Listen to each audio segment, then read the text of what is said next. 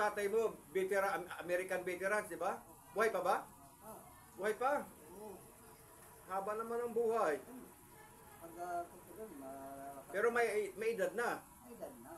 Mga ilang taon. Mga parang ako na ngayon sa parang gulo senior. Huling tao tatay.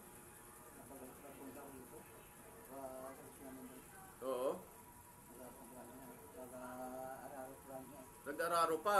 Oo. Eh, malaki na ang sahod niya sa gobyerno ng Amerika. Ay, gusto niya mag-araro eh. Gusto niya mag-tanim ng mga mais. Pang ilan ka ba? Ang pangalawa, doon siya po eh. Pangalawa sa bunso. Oo. Ay, medyo, pero ngayon hindi na siguro nagtatrabaho ang tatay mo. Nag-araro pa rin. Nag-araro pa rin. Oo. Kung hindi siya makapag-araro, Eh, paano yung ina-announce natin na, magiging asawa mo? Hindi.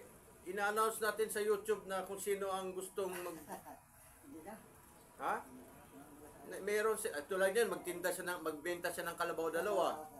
Oh. Kina mo, may kalabaw pala si Kuya Mario.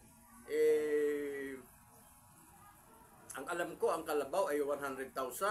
Mali ka, 100,000 yon. Ang isang piraso? Oo. Ay, hindi. Paano yung 20 yan? 20 din sa amin. 20 sa inyo? Sige. 20 mil? Oo. Sino nagsabi sa'yo? Ayan, dati nagbinta. Ang tatay ko lang siya nagbinta. Wala. Nung araw yun, ngayon 100,000 na. Mahal ngayon yung travel dito. Nag-ako na 20. Nag-ako na dito na. Nag-ako na 50 ala. Ang piraso. Pangararo. Pag pang-araro, Oo. magiging 50,000. Ay, paano yung estimate? Mali ang computation mo, Kuya Mario. Yung paano yung pangararo? Si Brother Mario na taga MCGI ay magbenta ng kalabaw. At nako, ang sino man sa inyo mag-apply kay Kuya Mario na pwede siyang bugbugin, pwede siyang tatalakan. Ha? Ayaw ko. Ayaw mo? Ayaw ko magpapatalak. Ayaw mo magpatalak. Nakakit yun eh. Hindi. Talak lang yun, talak. Bunganga lang. At kung... Pero wala namang taga MCGI na nananakit, di ba? Taga MCGI ang kunin mo. Ha? Kuya Mario? Brother Mario? Si Brother Mario ay isa sa bunga ng ginawa ng aking anak na si Melody, na nagtayo sila ng maliit na lokal sa Puro 4, Barangay Kupang, Puro 4, Barangay Kupang, Antipolo City. Sila yung first batch, sila yung unang sumali sa dating daan. Ha? Saan? Dating daan. Lakasan mo busis mo. Sa dating daan yan eh. Sa dating daan. Mga ilan kayo noong araw na yon? Bali, bali, 15. 15 kayo, no? Oo. At nung araw na yon, nagbigay ako ng pizza pie na maging merienda nila at saka soft drinks. Diba? Kasi, pero nasa ano pa ako noon? Nakalabas na ako galing sa hospital yata. Oo, nakalabas na ako. Kalalabas ko pa lang galing sa hospital. Ayan po. Nagpagawa po ako sa aking anak na si Peter ng pizza pie. At bumili pa kami ng boxes para ano. Ayan. Ang kaso, wala namang tatak na halal yon kasi hindi naman siya branded.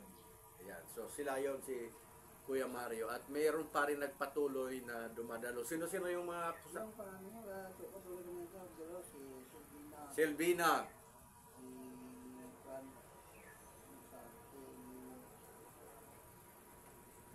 Tunit. Si Angel. Yung anak ni Duming. Ang isa lang. Oo nga, si sino yun? Hindi mo kilala kapitbahay mo.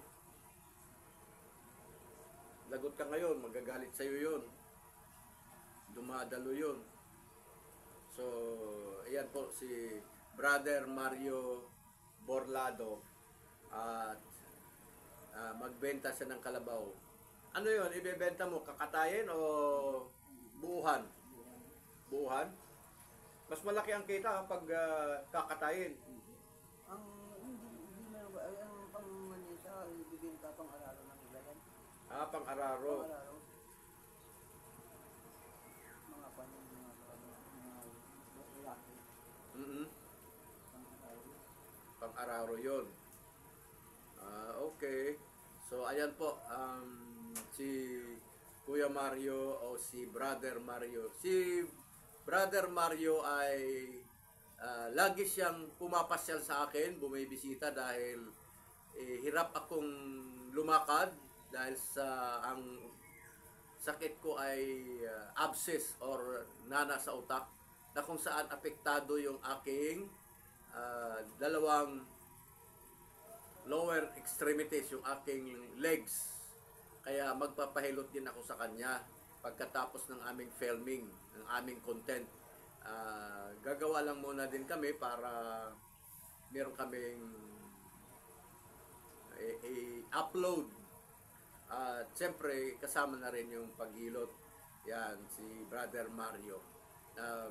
Maliban sa pumapasyal siya, gumagawa kami ng content. So, kaya itong aming content ngayon, ilalagyan ko ng no discrimination. No discrimination. Kasi siya yung taong tahimik, walang kibo, hindi magulo. Mas gusto ko siyang magiging kaibigan. Di ba? Tahimik siya. Meron din naman akong kaibigan na maingay. Pero katulad ni Pastor Tony Lagurin na maingay, pero mababa din ang kalooban. Very meek in spirit si Pastor Tony Lagurin. Ayan. Puro katawa din yun.